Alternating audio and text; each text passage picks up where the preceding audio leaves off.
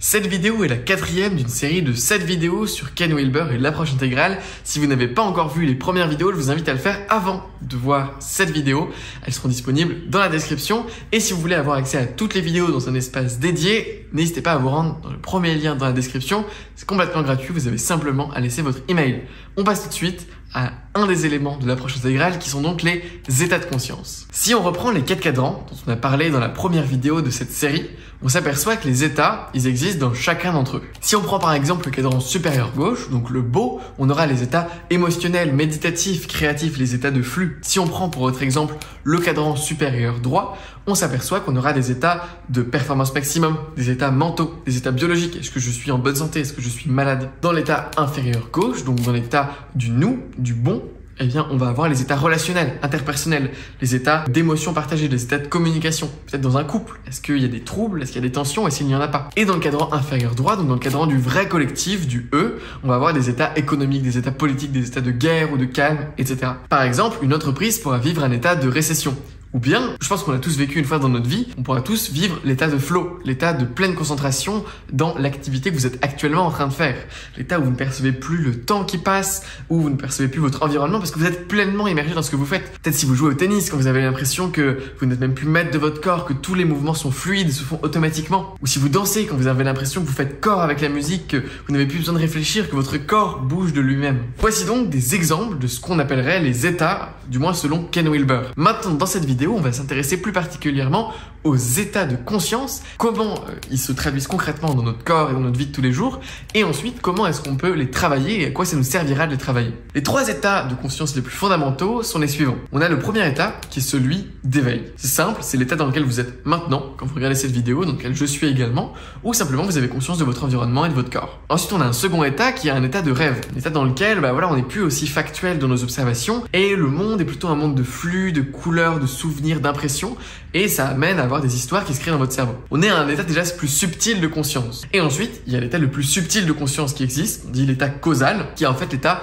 de sommeil profond. Concrètement, c'est un état dans lequel la seule chose qui reste éveillée, c'est votre conscience fondamentale, et où vous n'avez plus de mental, vous n'avez plus de ressenti d'émotion, ni le ressenti du corps ou de l'environnement. Il est important de préciser qu'on peut être conscient dans chacun des états de conscience dont je viens de parler. Vous allez me dire, oui, ok, dans l'état d'éveil, je vois bien. Dans l'état des rêves, ok, les rêves lucides, why not? Et dans l'état de sommeil profond, il y a effectivement des gens qui arrivent à être conscients dans cet état de conscience modifié, qui arrivent à être présents même dans le sommeil profond, qui arrivent à avoir une sorte de conscience diffuse et subtile. Et donc pour ces 3 types de conscience, on va avoir 3 types de corps différents. Donc le premier état, c'est donc l'état d'éveil classique, un état qu'on pourrait qualifier de grossier. Et le corps qui correspond à cet état-là, c'est donc le corps physique. Ça va être donc toutes les sensations de proprioception, vos 5 sens, ainsi que toute la perception de votre environnement autour de vous. Des manières de travailler ce corps physique, ça pourra par exemple être la course, l'haltérophilie, l'aérobic, la musculation au poids du corps, ou ainsi de suite. Ensuite, pour le second état de conscience, qui est donc celui du rêve, un état donc plus subtil, on va avoir ce qu'on appelle justement un corps subtil. L'idée, c'est que quand on s'endort,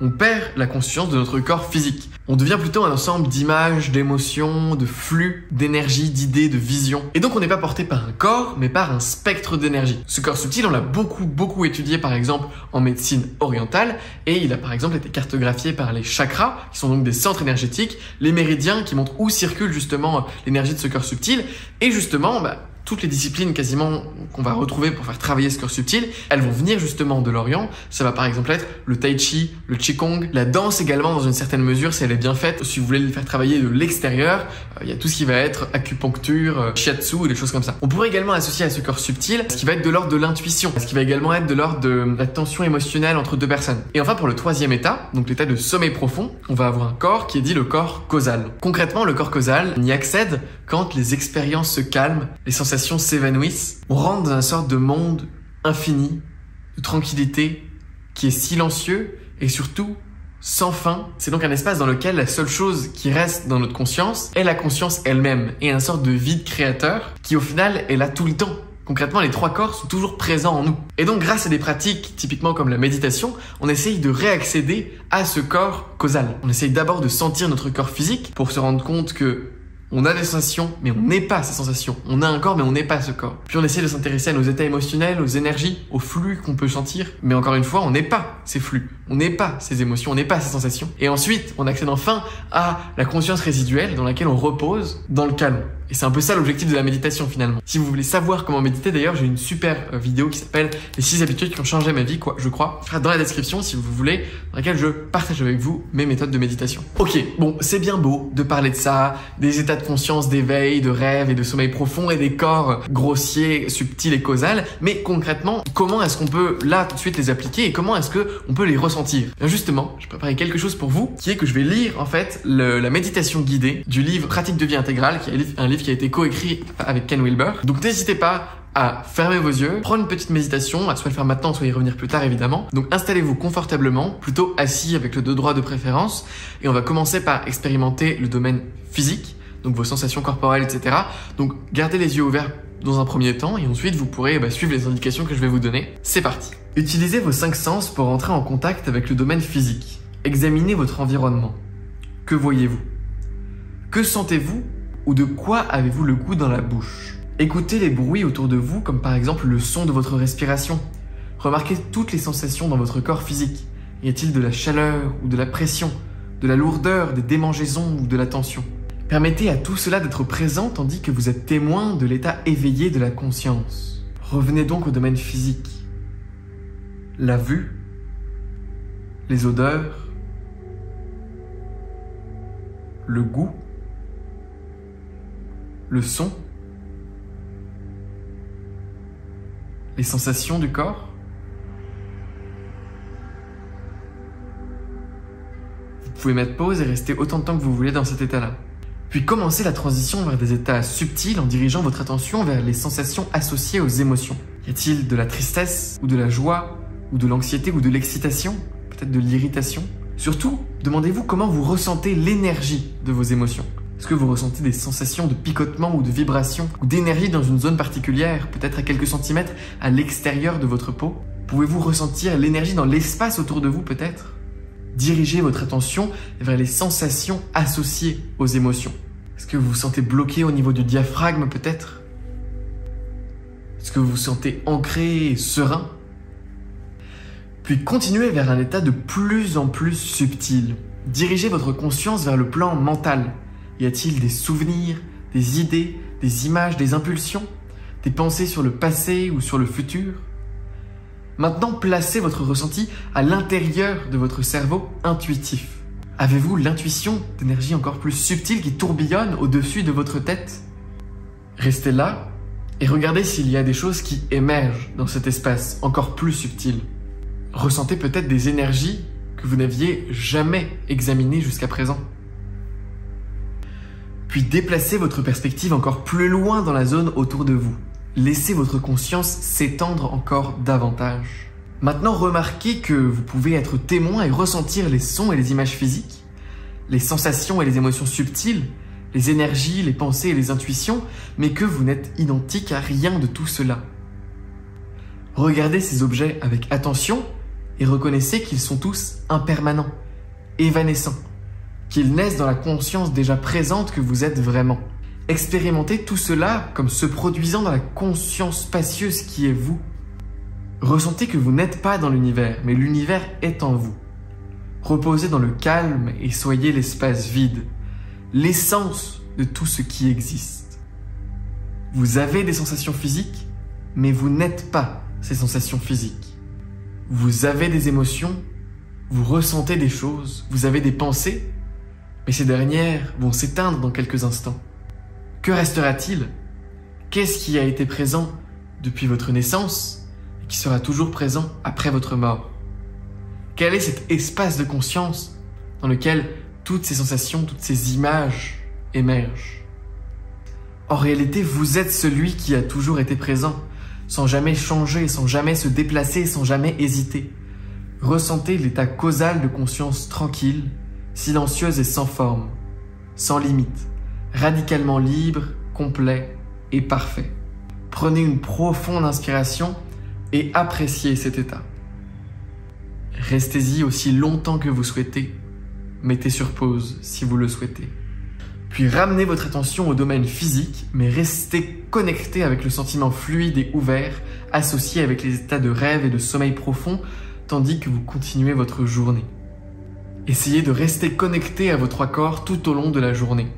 Si vous avez une altercation avec votre famille ou votre conjoint, n'hésitez pas à convoquer votre corps subtil, à vous interroger sur l'état énergétique de vos molécules, avant peut-être de vous connecter à un état plus mental et de réagir impulsivement.